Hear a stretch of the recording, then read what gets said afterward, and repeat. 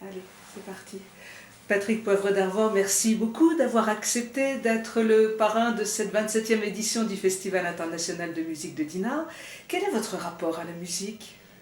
C'est un rapport qui n'a pas toujours existé, puisque je n'ai vraiment découvert la musique à la fin de mon adolescence, et notamment à l'opéra. L'opéra, grâce à un voyage que j'ai fait à Prague, puis à Varsovie, j'ai adoré. J'ai vu Don Giovanni comme ça, au Poulailler, et là où même avait été créé le Don Giovanni par Mozart en 1787. Et après, je me suis passionné beaucoup pour l'opéra et beaucoup pour le piano. Voilà. Piano, malheureusement, je regrette de ne pas savoir jouer, mais un de mes meilleurs amis, Jean-Philippe Collard, avec lui, lui joue Chopin, moi je lis des textes tirés de mon anthologie des plus beaux poèmes d'amour. Donc j'ai une vraie passion pour la musique, sous toutes ses formes, et j'ai envie surtout qu'elle continue à vivre et qu'elle soit aimée par le plus grand nombre. Ça, j'y tiens vraiment beaucoup, les plus jeunes, et pas uniquement réservés aux seuls mélomanes. Mais votre intérêt va beaucoup plus loin que ça, puisque ma curiosité, sachant qu'on allait se rencontrer, m'a fait me plonger un peu dans votre intérêt musical. Vous avez dirigé des opéras ? Alors j'ai mis en scène 4 opéras avec Manon Savary, 2 fois Don Giovanni, une fois Carmen et une fois un opéra dont j'ai écrit moi-même le livret. Un opéra de Caroline Glory qui s'appelle Un amour en guerre, qui se passe pendant la Première Guerre mondiale. Donc ça, je suis allé assez loin avec ça. Je vais aussi avec des violoncellistes, des harpistes, des pianistes, des quatuors. Je me produis parfois dans des endroits de toute nature. Et j'aime ça. J'aime ce rapport à la salle, l'écoute, les mots qui se marient avec les notes. Ça me plaît beaucoup. Justement, l'homme littéraire que vous êtes marie littérature et musique ? Ah bah bien sûr.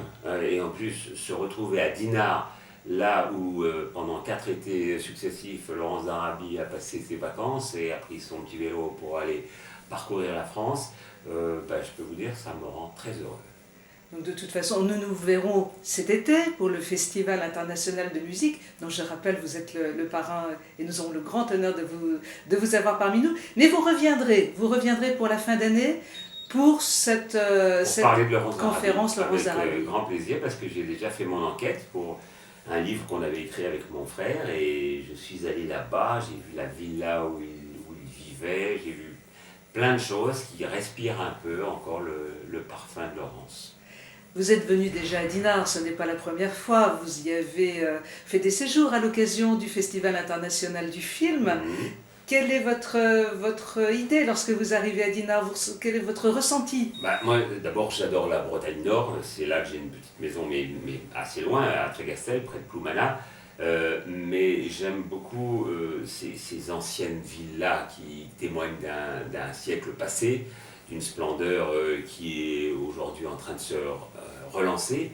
J'aime beaucoup ces immenses plages, la proximité vis-à-vis de Saint-Malo. J'aime le rapport assez furieux qu'il y a dans la Bretagne Nord entre les éléments et